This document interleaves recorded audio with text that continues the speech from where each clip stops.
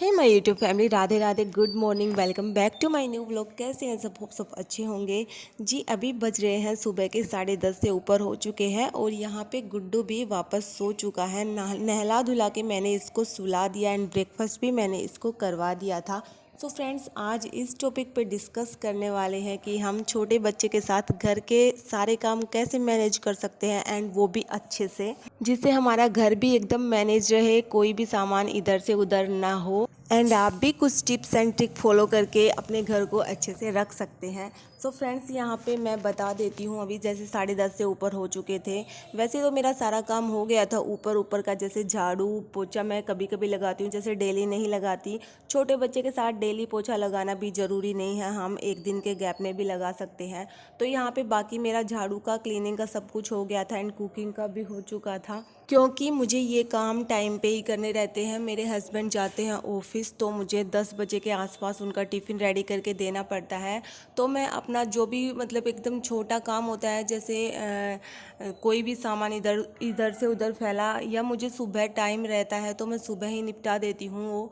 लेकिन अगर मुझे टाइम नहीं रहता, कभी मैं लेट उठती हूँ, तो फिर मैं उसको बाद में ही, जब गुड्डू वापस से सो जाता है ना, ब्रेकफास्ट करके नहला धुला के उसको सुला देती हूँ, उसके बाद ही मैं अपने छोटे मोटे कामों को निपटाती हूँ। जिससे मतलब कभी ऐसा होता है कि ये काम हम आलस में ऐसे छोड़ देते हैं। अब मेरी यहाँ पे ये चारपाई एकदम कपड़ों से पूरी भरी हुई थी, तो यहाँ पे मैं उसको सेट कर देती हूँ। उसके बाद जैसे हम ऐसे रहता है कि हम हाउस वाइफ को, मेरे साथ भी ये होता है कभी कभी, मैं जैसे मेरे पास मैं सारा काम करके फ्री हो जाती हूँ और ये कपड़े वपड़े ऐसे ही रखे रहते हैं ना, तो मुझे ये रहता है कि मैं चलो फ़ोन चला लेती हूँ थोड़ी देर। तो उस चक्कर में मेरा सारा टाइम वेस्ट हो जाता है और फिर गुड्डू वापस से उठ जाता है और फिर मुझे कोई भी काम करने नहीं देता वो।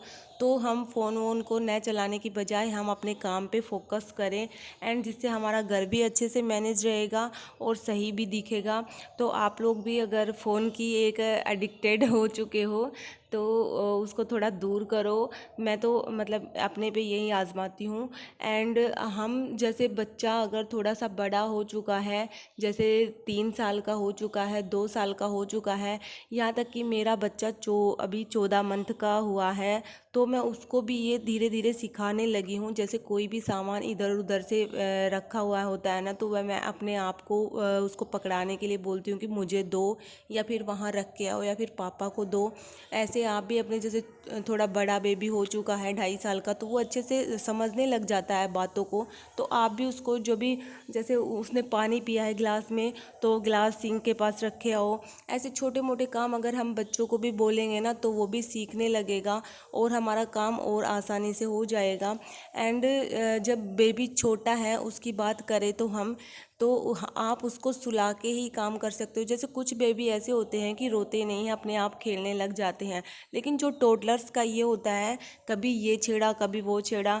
जैसे मेरा बेबी है, वो कभी सिलेंडर की, जैसे ये नल की है, ये पाइप है, इसको खींच लेता है और कभी फ्रिज के पीछे चला जाता है, कभी वॉशिंग मशीन के पीछे चला जाता है। तो ये सब करने से बच्चे में डर भी रहता है हमें कि कहीं मतलब कुछ लाइट वाइट ना लग जाए उसको, तो फिर हमें उसका ध्यान रखना पड़ता है। टोडलर्स का तो ये रहता है।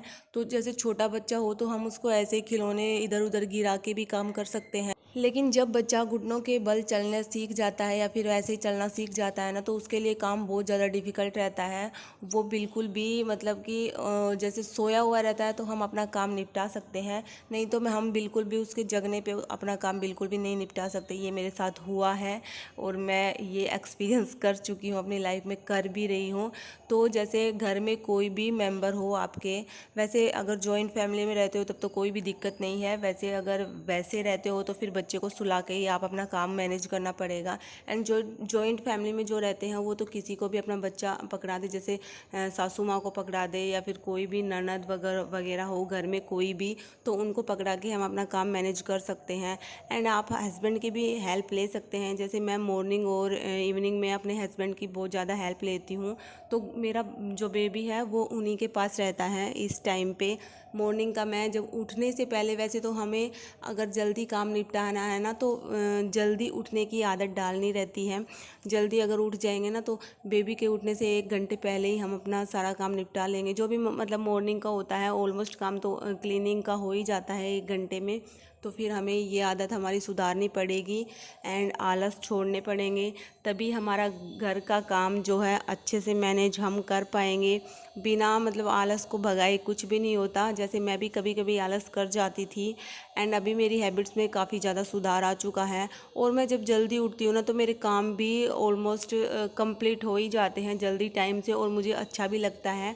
फिर मैं जल्दी उठती हूँ ना तो फिर मुझे अपने लिए भी टाइम निकालने का मौका मिल जाता है एंड अपने घर को व्यवस्थित करने का भी मौका मिल जाता है। तो यही कारण है मुझे छोटे बच्चे के साथ घर का काम और उसको भी केयर करने में मुझे बिल्कुल भी दिक्कत नहीं होती और हम इन कामों के साथ अपने बेबी की केयर भी कर सकते हैं जब हम जल्दी उठते हैं तो। क्योंकि मैं जल्दी उठती हूँ ना तो ये रहता है मुझे जैसे अपने हस्बैंड का भी ब्रेकफास्ट मुझे रेडी करना रहता है और गुड्डू का भी ब्रेकफास्ट मुझे रेडी करना रहता है।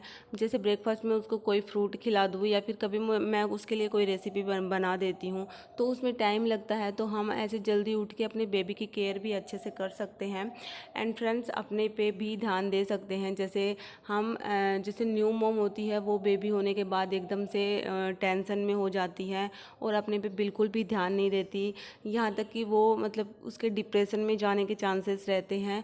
एकदम से जब सारा बर्डन आ जाता है ना हम पे, जैसे जो अकेला रहता है उन्हीं को पता होता है बेबी और घर कैसे मैनेज करते हैं। जॉइंट फैमिली में इतनी दिक्कत नहीं आती, कोई ना कोई तो पकड़ ही लेता है बच्चों को, लेकिन जो अकेला रहता है ना उनको ही पता रहता है, कोई भी नहीं पकड़ता उनको बच्चे को। मतलब काम जैसे तैसे करके वो अपना काम चलाते हैं, जैसे मेरे साथ हुआ है ये। तो मैं अपना एक्सपीरियंस आप लोगों के साथ शेयर किया। एंड फ्रेंड्स वीडियो पसंद आए तो चैनल को सब्सक्राइब करके जाना। बाय बाय, टेक केयर, मिलते हैं नेक्स्ट एक अच्छे से वीडियो।